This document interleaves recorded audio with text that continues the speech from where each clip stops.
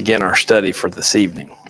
Lord, we give you thanks for that you've given us together. We're thankful for your grace and your mercy towards us and your patience with us. Lord, as we study these things about history, help us to see how they connect to our time today, to be thankful for different things that we see that took place in the past, and Lord, to be cautious about some of the failings and weaknesses we see in the past. And so we commit this time to you, and we come before you in the name of your Son, Jesus Christ. Amen. So we are in the modern period, okay? And the modern period is, roughly we're going to say it is from the colonial period up to about 2000, roughly. So if that helps.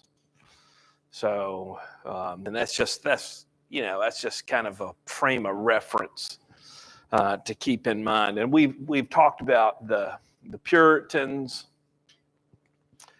Okay, this would be within what we'd call the colonial period of our country. We talked about their influence. We talked about the Great Awakening that took place, and the key people there, like Jonathan Edwards, George Whitefield. Then the Second Great Awakening, which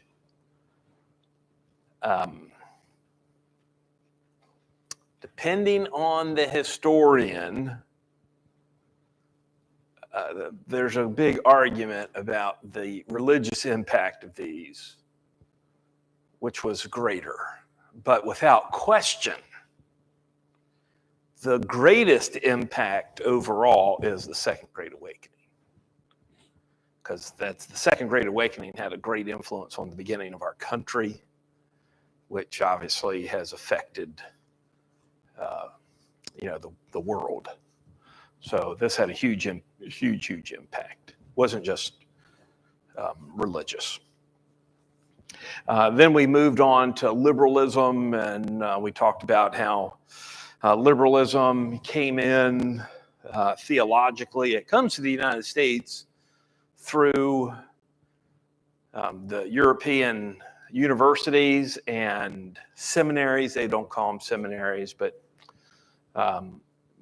through that way, the Americans would go over there and they would get their education and they would bring it back here, and then they would come into the American universities and seminaries, and they would spread this liberalism. And liberalism, they're not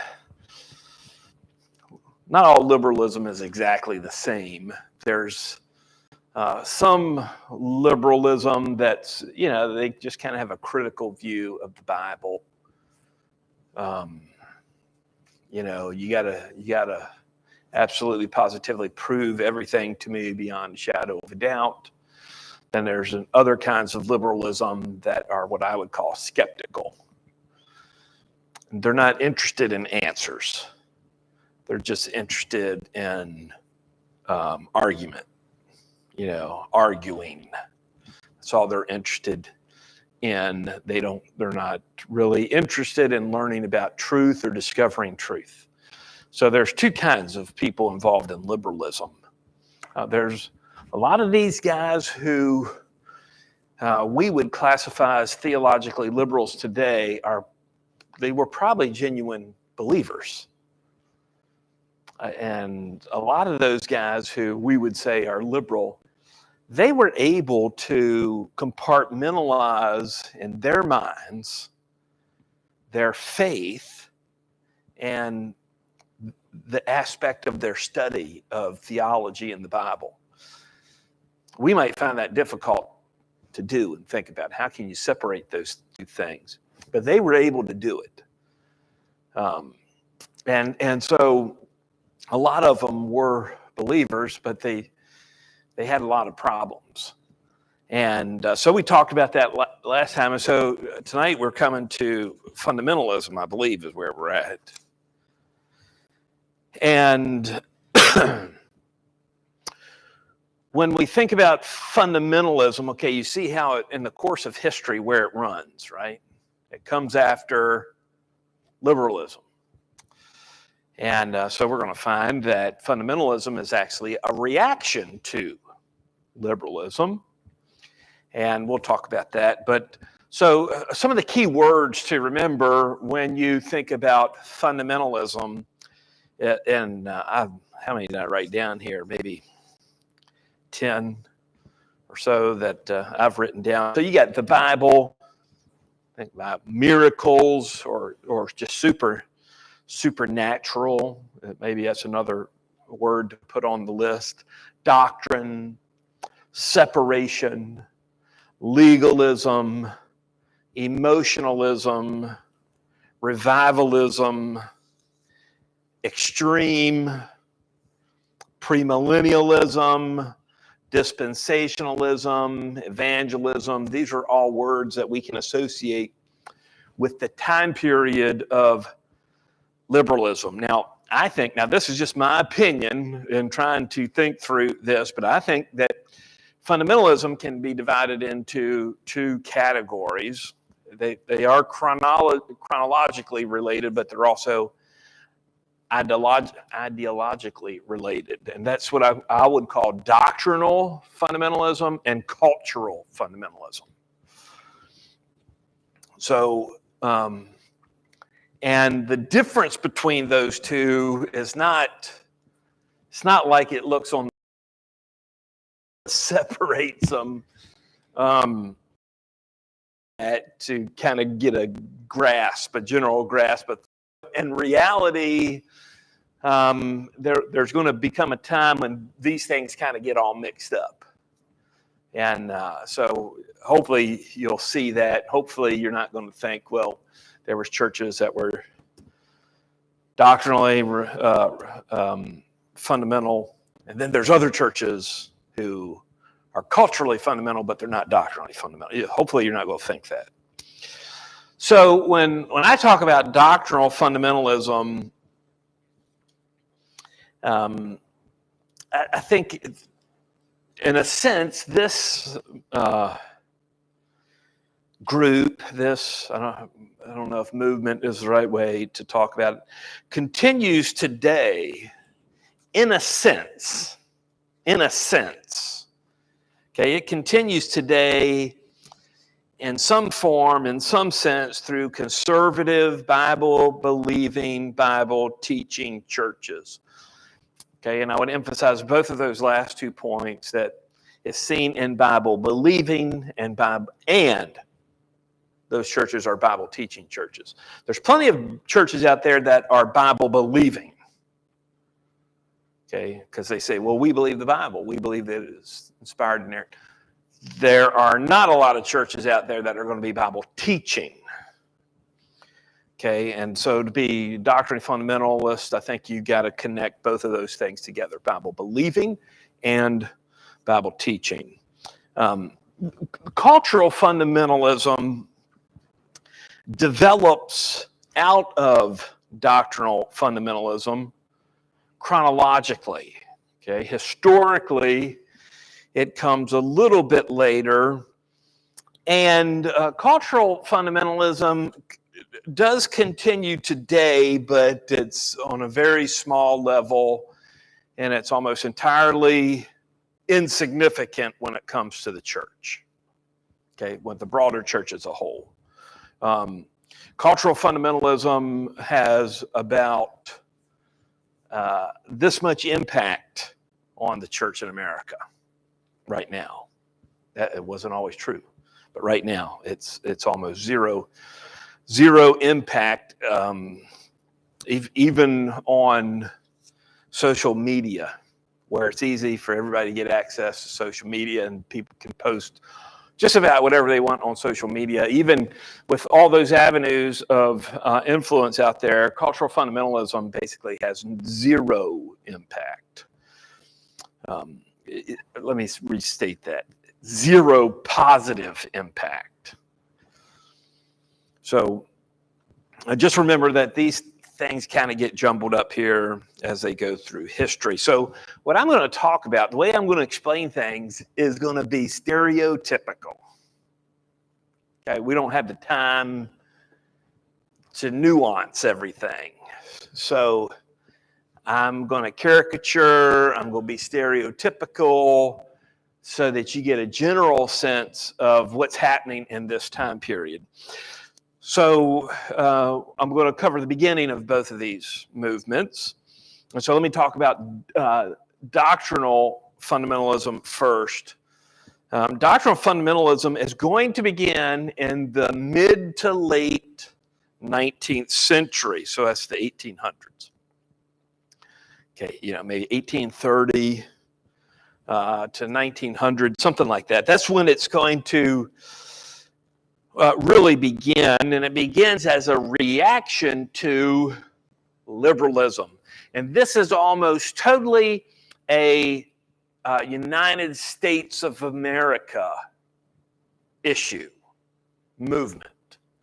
You don't see this happening in Europe. Okay, it really doesn't have anything to do with Europe. This is almost totally confined to the United States of America. And so there's this reaction to liberalism here, not overseas. And if you remember, what liberalism said is, they said to the traditional churches, liberalism said, look, you all are just assuming all of these truths that you say you believe the Bible, that the Bible is the inspired word of God, Jesus was born of Virgin Mary, there's miracles, etc., etc. You all are just assuming that those things are true. You're assuming the Bible teaches those things. And liberalism said, what we're going to do is we're going to apply a critical, in a good sense, scientific evaluation of the Bible to see if that is true. That's what we're going to do.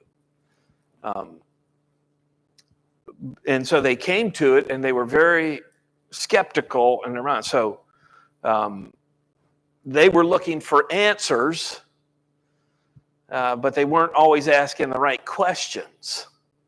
And so liberalism was a reaction against traditional Christian thought and doctrine, because they only received, this is what we believe. Nobody said, this is why we believe it. This is what the Bible says about this. When we look at what's happening around us through archaeology and things like that, we find it supports the Bible. Liberals said, we're not seeing any of this. There must be something wrong. When fundamentalism comes around and reacts against liberalism, fundamentalism cannot just simply go back to the pre-liberalism view of Christianity, right? That wouldn't solve any problems. Liberalism would just keep on going, and now you would just have a reinforcement or a reaction to liberalism involved now. So what fundamentalism has to do is they have to go back to these traditional Christian doctrines and thinking and defend them using meticulous study and research. Okay, so that's what they're going to do. So in essence, the early fundamentalists take the method of liberalism, of this meticulous study and research of the Bible and all things biblical, whether you're talking about ancient cultures, whether you're talking about archaeology. The fundamentalists are going to use all of that stuff, except they're going to show through their research that the traditional Christian view of the Bible, of the virgin birth, of the divinity of Christ, of miracles, is all true. That's what fundamentalism is going to do. And so if you can think of it like this,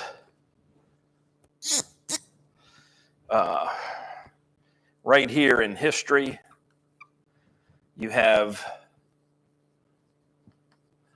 assumption. Here in history, you have skepticism. And right here in history, you're going to have, I've got to think of a word that's an ism. You're going to have a biblicism is not the right word, but it's going to be like a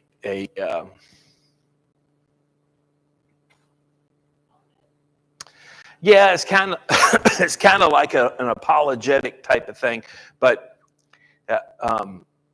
they're not viewing the Bible as untrue to start with.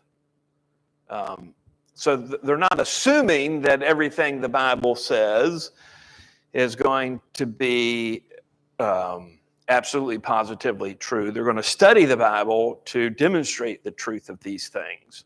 So I don't know what you would call that. It's not an assumption. They're not. Maybe this is the word I'm looking for. Evidentiary. It's not an ism. So they're actually looking for evidence. Okay, biblical evidence. Evidence from the areas of biblical studies to show the Bible is true.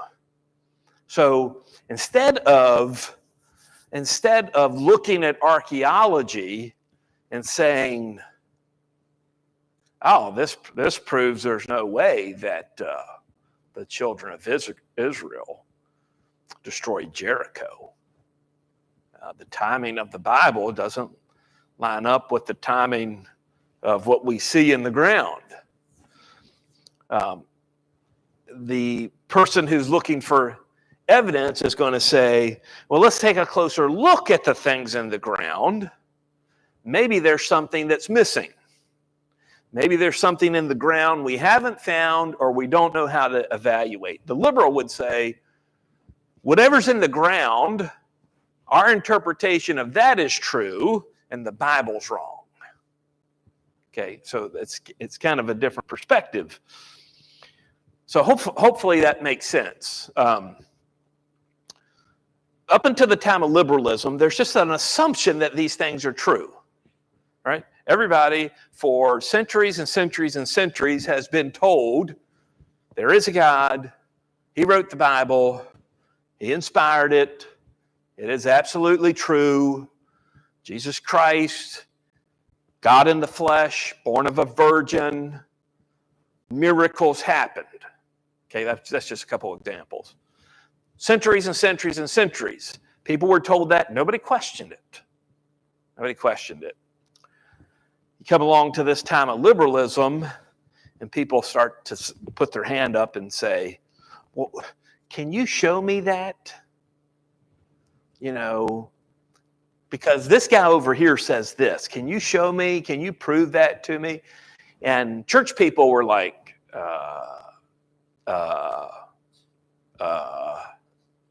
you know, the Bible's true. You know, my Sunday school teacher told me. And so they didn't really have an answer to that, so liberalism takes over, and the fundamentalists are responding to that. So this is all happening in the 1800s. This is where it's starting. And what happened was the doctrinal fundamentalists. Okay, this is a doctrinal issue with them. The doctrinal fundamentalists begin to separate themselves from apostate churches and denominations. So denominations and churches that deny things like the inspiration of the Bible, that deny things like the virgin conception, that deny things like miracles.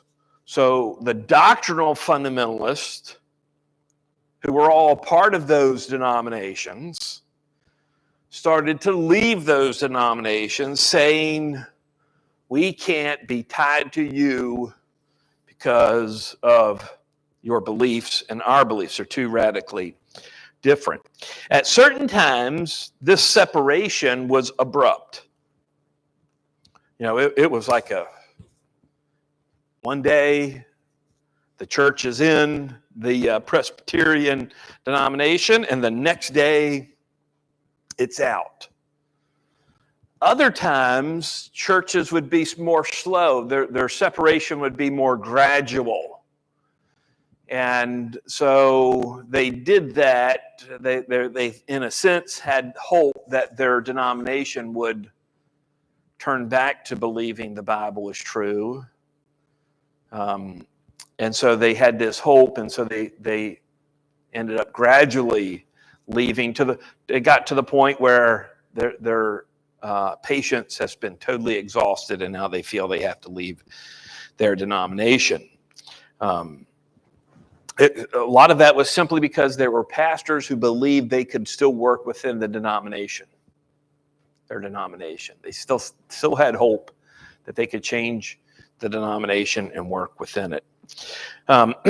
So one of the things that you find about doctrinal fundamentalism is that it's oriented in a detailed study of the Bible, a systematic study of the books of the Bible. And really, this is where you're going to have a significant emphasis on expositional preaching. If you ask the question, why in the modern world is there any talk about expositional preaching? It's going to come from the fundamentalist, the doctrinal fundamentalist. That's where it's going to come from. So doctrinal fundamentalism usually starts at a local church level. It's a movement of a local church where an individual church rejects liberalism. And what you find is that this doctrinal fundamentalism spreads pretty rapidly.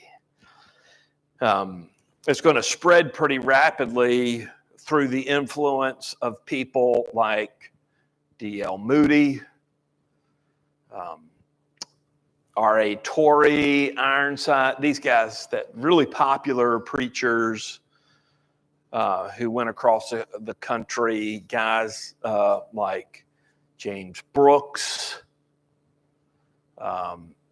guys like, forget his first name, Machen, who's Presbyterian out of Princeton and Westminster Seminary.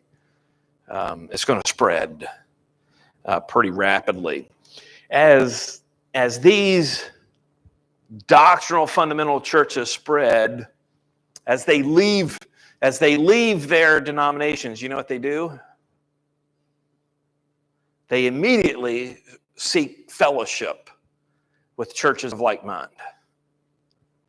So as soon as you got to picture this. There's almost no such thing as an independent church in the United States at that time. I'm sure they were out there, but they were just not that common. All churches pretty much had some type of denominational tie. Then you got this fundamentalist movement that's saying we can no longer stay in our denomination, we have to get out. And so they get out as an individual church. But the only thing you've ever known is being a part of the denomination. So immediately what you're going to look for is fellowship with churches of like faith. And of course, this happens. And so you get lots of small church associations that are founded to connect these fundamental churches that are doctrinally alike. So you get like General Association of Regular Baptists. You get fundamental Baptist associations that all get formed. Independent Fundamental Churches of America forms. This is all forming to give these churches an association to connect to other churches of like faith. what is common in all of those associations is that when you look at their bylaws and constitution and stuff, they all make it very clear the association has absolutely no control over any church and can never own any property, church property, or anything. They're very clear about that. Because they just want to be an association, a connection point. They don't want to be a control point. So you have that happen. What else happens as fundamentalism starts to spread and gain popularity is they start to found their own Bible schools. So you have Moody Bible Institute. It didn't start as Moody Bible Institute. It started as something like, Downtown Chicago Missionary Training Society or something like that. It had a big, long name. Okay. You had the Bible Institute of Los Angeles that gets started the same time. You have, Practical Bible Institute up in the Northeast that gets started very early. Lots and lots of these little Bible institutes get started. Most of the Bible colleges that you would be familiar with today all come from these Bible Institute movements that started way back at the beginning of the 20th century. So you see all these things start. So they start associations, they start Bible schools, and there's a third thing that the fundamentalists start. What do you think that is? No, that comes later. Mission agencies. They start forming their own mission agencies. Because before, all their missionary work was done through denominations. Now they don't have any of those relationships, so now they got to form their own mission agencies. That's why I don't understand today when churches see a shift in their denomination in some shape or form. They're so worried about not being able to do certain things if they withdraw from their denomination. The only thing they have to do is look back at this period of history and say, if they did it, we certainly could do it today. But for some reason, they don't do that, and it's a great hindrance to them, and it gives life to questionable denominations.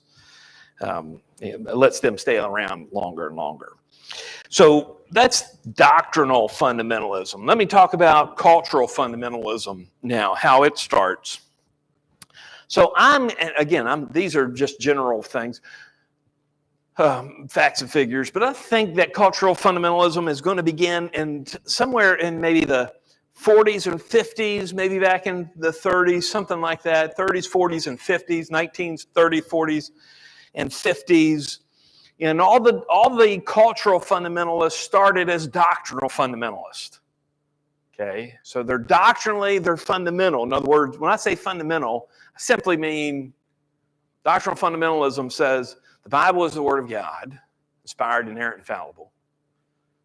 There's miracles. Miracles are real. They're not figments. They're not imaginations. It's not mystical or something like that. They're real. Jesus Christ was born of a virgin. Things like that. Those are fundamentals of the faith. So all the cultural fundamentalists started out as doctrinal fundamentalists. But the cultural fundamentalists tended to be more militant in attitude than the doctrinal fundamentalists.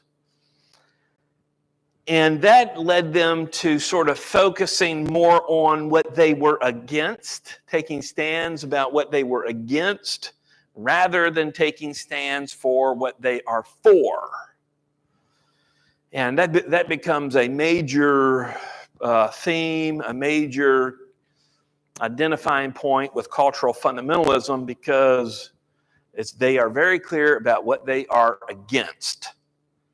They're not so clear about explaining what they are for. That you undoubtedly know. a cultural fundamentalist meeting, you will undoubtedly know what they are against. It'll be very clear. And that comes from this more militant, and I'm not using that in a negative way, it's just describing them, more militant attitude. Another thing that you find that happens within cultural fundamentalism is that while doctrinal fundamentalism really pushed formal Bible education, cultural fundamentalism begins to minimize formal Bible education, even at certain points making fun of formal Bible education. Like this is, these guys went to the cemetery to get their training instead of the seminary. They went to the cemetery. They're just dead, right? Whatever that meant in their mind, what they were doing is they're devaluing formal Bible education, which is an interesting contradiction in their area, is that the cultural fundamentalists did start founding their own schools. They did have their own schools that were approved. Another thing you see in cultural fundamentalism is much more focus on ministry practices rather than just doctrine. They would take certain ministry practices or certain lifestyle issues and make them key issues. They would generally turn these things almost into a doctrinal issue. And then after doing that, they would separate from any person or any church that did not agree with them on that doctrinal issue. And then they had this, so that would be primary separation. Then they would go to secondary separation. So if I'm a cultural fundamentalist, and Paul's a cultural fundamentalist, and Stanley's a cultural fundamentalist, we all separate from Frank. Okay? We all separate. We say, Frank, well, nobody can be with Frank. And I say, okay, I agree with that, but I'm not going to separate from James. And Stanley and Paul say, what are you talking about? You're not going to separate from James. If you don't separate from James, we're separating from you. A secondary separation. And so they separate from me. And then Stanley looks at Paul and says, I don't think you separated far enough. So now I'm going to separate from you. That's third level, tertiary separation. You had that happening. Okay? And so once you head down that road of separation like that, based on preferences, it's never ending. For example, you probably never heard this guy. He lived in Presbyterian world. His name was Carl McIntyre. Very influential in the fundamentalist movement. And he never stopped separating. His ministry was marked by going to this church. He would be the pastor of the church. And the next thing you know, he's separating from the church. He would start Bible schools. Same thing would happen. He's separating. Then people start separating from him. And so it's pretty sad. But that's the attitude that people had. This is what they were doing. And that comes from this cultural fundamentalism. The separation aspect has no end. And also, they've started to become very legalistic. You see a major emphasis put on externals, things like that. And so this is all happening, in the 40s and 50s and into the 60s a little bit. And so you got these two lines of fundamentalism. You got those who are doctrinal fundamentalists who were never cultural fundamentalists. Then you get cultural fundamentalists who were, in fact, doctrinal fundamentalists. They believed doctrinally the same thing, but they did not believe certain things about the culture that they were in. And you see this happening as you look down through history. And so that's what's happening. Now, that's the beginning. That's how they begin. Let me talk about how they peak. Okay, let me talk about how they peak. I think I'm going to talk about doctrinal fundamentalism first. I think it's pretty hard to pinpoint when this movement peaked, just because of how it's changed. I think it's easy to see that in the 60s, 1960s, and 70s, cultural fundamentalism started to overshadow doctrinal fundamentalism in the 1960s and 70s. So if I were to say what was the greatest time of doctrinal fundamentalism's influence, I would say it would have to have reached its peak in the 1980s and 90s. That would be my observation, and I think you could probably see that by the number of independent churches that were in the United States in the 80s and 90s. That number's way down now, but I think you could see that. So the 80s and 90s, I think doctrinal fundamentalism has its peak. Cultural fundamentalism, I believe, peaked in the 90s. Okay, I think it peaked in the 90s. It hit its maximum influential point in the 90s. It might have even started to go, it might have even gotten over the peak in the 90s and started to go downhill. And the reason for this, the reason I think that it peaks around 1990 is that those who were at the beginning of the movement in the 40s and 50s, they're either dying or retiring.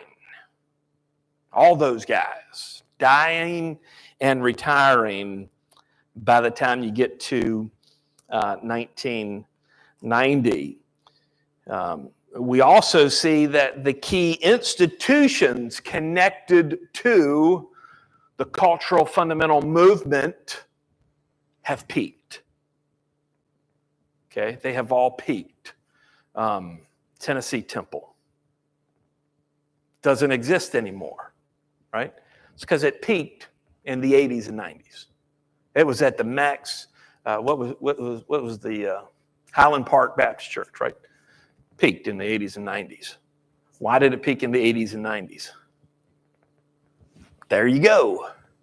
Yeah, the Robertson died. So it's going, it immediately takes a hit.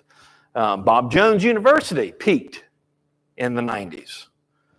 If you would compare their enrollment record back then to their enrollment right now, you would wonder what in the world has happened. It's quite telling. So you have all these institutions that were peaking then too. Plus, another thing that shows that the cultural fundamentalism peaked about that time is in the 70s, 80s, and 90s. This group held huge conferences and conventions. Huge. Thousands of people showing up. When is the last time anybody's heard of anybody associated with that group holding a huge conference or convention. You just don't hear about it. You just don't hear about any of these meetings. You don't hear about like a Sword of the Lord. Sword of the Lord was part of that group. You don't hear about Sword of the Lord conferences anymore. Why is that? Because they peaked. They've declined. So I'm painting a pretty dismal picture here that the decline of both of these is going to be about 1990-ish, right? That's about when they've hit their peak, and now they're going to go down, and they're going to go down really fast after 1990. So let me talk about their demise here. So doctrinal fundamentalism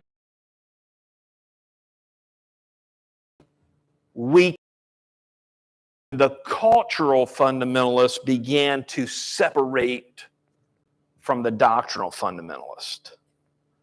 Okay, so when these guys in the 1940s and 50s started to separate from these guys, it fragmented the fundamentalist movement. It broke it into parts, and therefore the parts started to weaken. Doctrinal fundamentalism after the 1950s, 60s, and so on, it becomes weakened because of the fact that there became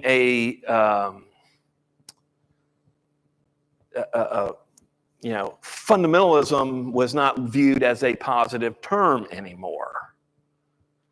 Back in the first part of the 20th century, fundamentalism was viewed as this is somebody who believes the Bible. Once you hit 60s, 70s, especially in the 80s and 90s, fundamentalism was viewed as someone who's legalistic. Okay, so there was a bunch of churches out there who were doctrinally fundamental, but they went out of their way to not use that term. Because every time they used the term, they felt like, I got to explain what I mean by that. Because that's not what they meant by it is not what people were thinking. They were thinking something different. So doctrinal fundamentalism starts to go down. I think another part of the reason that doctrinal fundamentalism starts to go down is that churches started to develop adherence to systems of theology rather than the Bible. One thing that when you look at this fundamentalist period, one thing that is very clear is it starts out as everybody saying the Bible is true. We're not interested in the confessions. We're not interested in the theological systems. The ultimate authority is the Bible.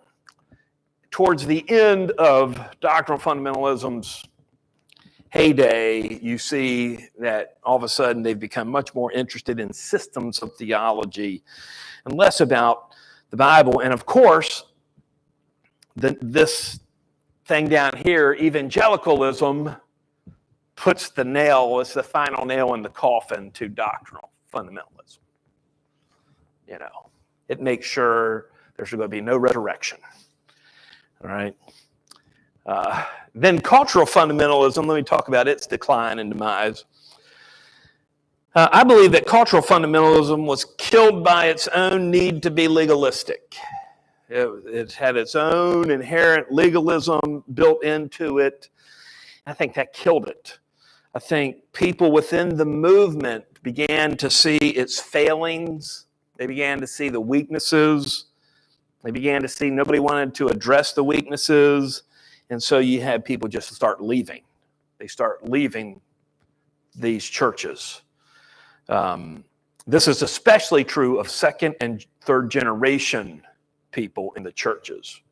They're just like, I hear what you're saying, and that's fine for you, but don't tell me that. And oftentimes, that second and third generation is, this is what you're saying is spiritual, show me. And of course, nobody could. They couldn't show them. So what did they do?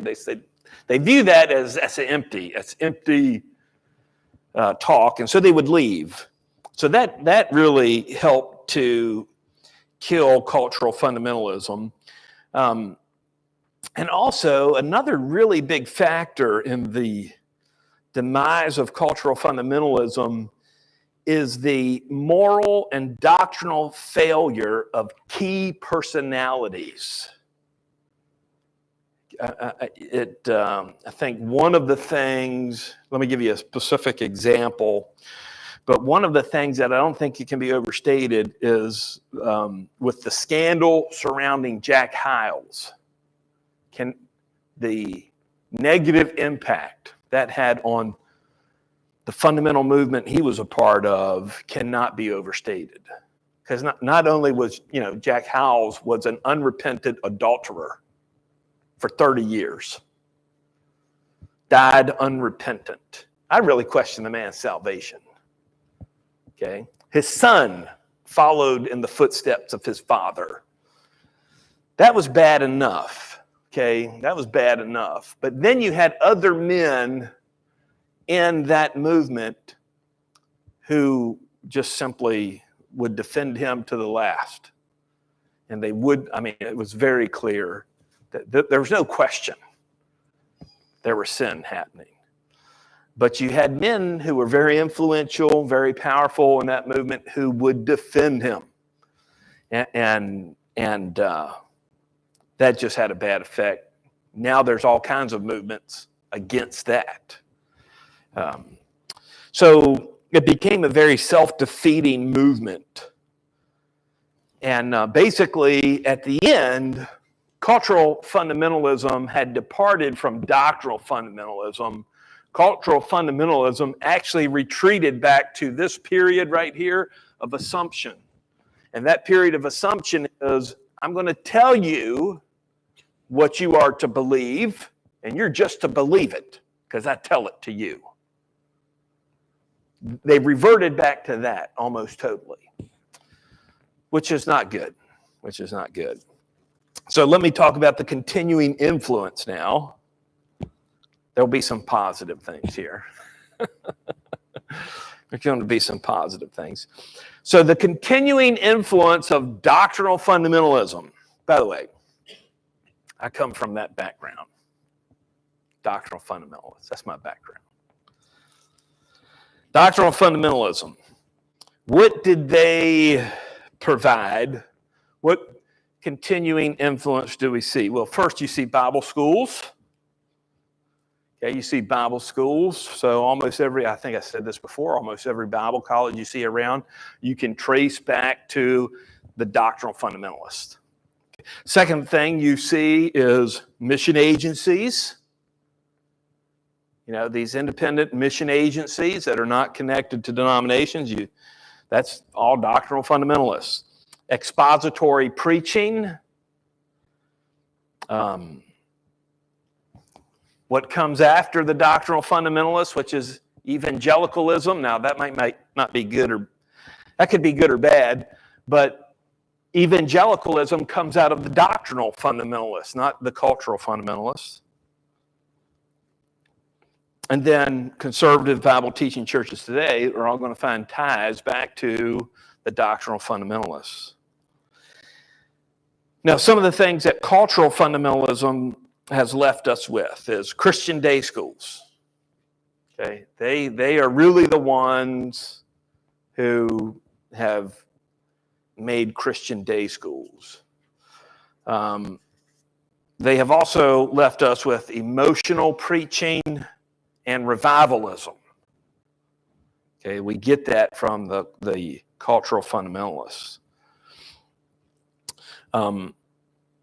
It is good to remember that at one time, back in the 20th century, the largest churches the mega churches in the United States were fundamentalist churches, the largest ones.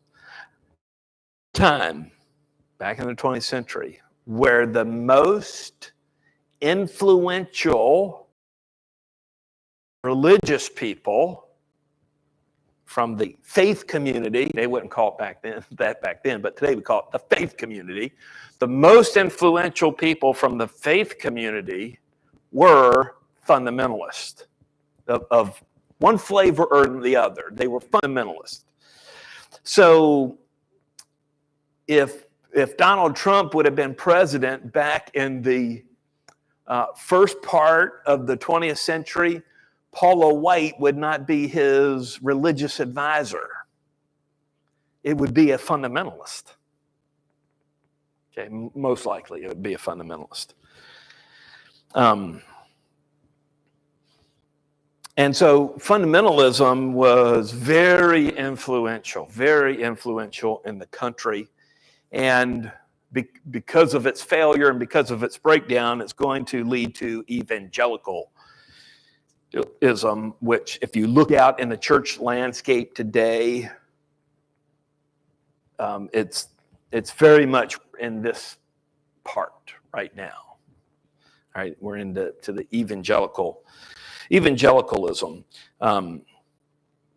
Another interesting thing to think about is you look out at churches today and you look at how do they do their services.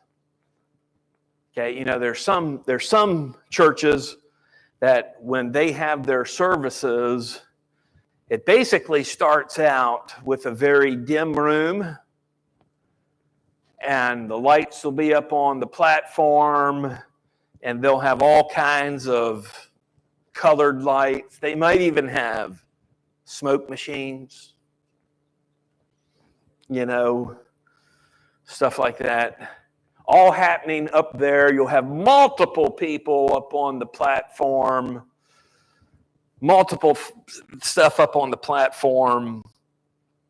And we kind of look at that and we're like, well, man, that looks pretty fake. That looks pretty artificial. You know where that comes from?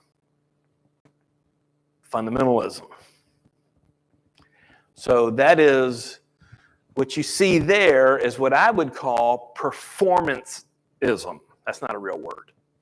Okay, performanceism, where the platform presentation, how the platform is presented, what it looks like, the experience that a person has becomes just as important as anything you might do in the church.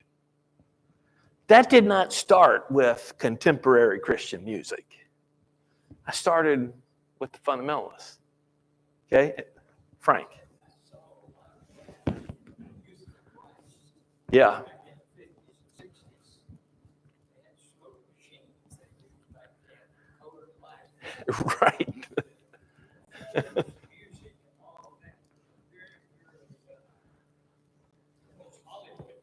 Right. Right. And that is part of the revivalism that you also see within fundamentalism. So remember, revivalism is the idea that if we do these things, revival will happen. Okay. Now, that continued up into the 90s in cultural fundamentalism. You know, the guy who used to be the editor of Sword of the Lord, he said, if you do this, I can guarantee revival. And he wasn't joking. He wasn't being facetious. He was being blunt. And he said, if you do these things, I can guarantee revival will take place. Well, that's revivalism. I mean, everything he was saying was good. Hudson. Yeah. So everything he said to do was good. It wasn't bad. I mean, he was talking about prayer, you know, your own personal walk. That's all good. But as soon as you say, if you do all this, I'll guarantee you there'll be a revival, you got it wrong. So, but that's the revivalism that goes along with the performanceism. But the fundamentalist movement, for all purposes and extents, has failed. It's over. Any churches that are remaining that are going to be attached to fundamentalism, they're just kind of fringe. They're out there. They're not mainline anymore, nowhere near as much influence anymore over their community and the people around them. Certainly the abuses and scandals that have happened in prominent fundamentalist churches has helped to push that movement towards its demise. There's been various attempts to revive fundamentalism. So, Liberty, what's the guy at Liberty University? What's his name? Falwell, Jerry Falwell. He tried to bring fundamentalism back, right? He made a push to bring fundamentalism back. Doug McLaughlin from what church? It's like 1, 2, 3, 4 Baptist and Fourth Baptist in Minneapolis, right? He wrote a book to try to stir up fundamentalism to be revived. Falwell failed, McLaughlin failed. They all said good things, but when the thing has already flatlined and it's at the mortician, it's too late to try to do any reviving. You can shock the thing all you want, the body's not coming back, and I think that's what they do. It failed. So, any questions about that, Pat?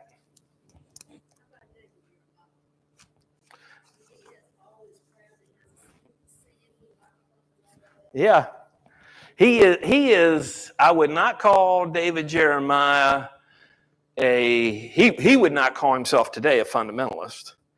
He is definitely influenced by fundamentalism. So he came up in the period where fundamentalism had a huge influence, and he would certainly. If we had to put him somewhere, he would be here. He would be a doctrinal fundamentalist, and he would be a traditionalist. He would be he would just be more conservative, because how old is David Jeremiah? He's your age, Frank. Maybe older. So doctrinally, he's a solid guy, but he would not, I don't think he would attach himself to fundamentalism anymore. I think 40 years ago, he would say he's a fundamentalist, and he would mean I'm a doctrinal fundamentalist. Now he's not going to do that. If he was talking to you privately, he might say that, but he's not going to pronounce that from the pulpit.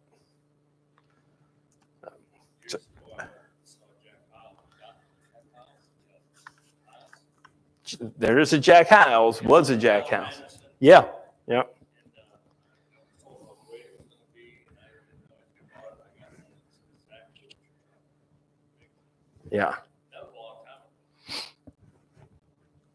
Right. Yes. There's a lot of performance that takes place. Any other questions or comments? All right. Go ahead and shut the recording off, James. Let me know when it's shut off. Okay.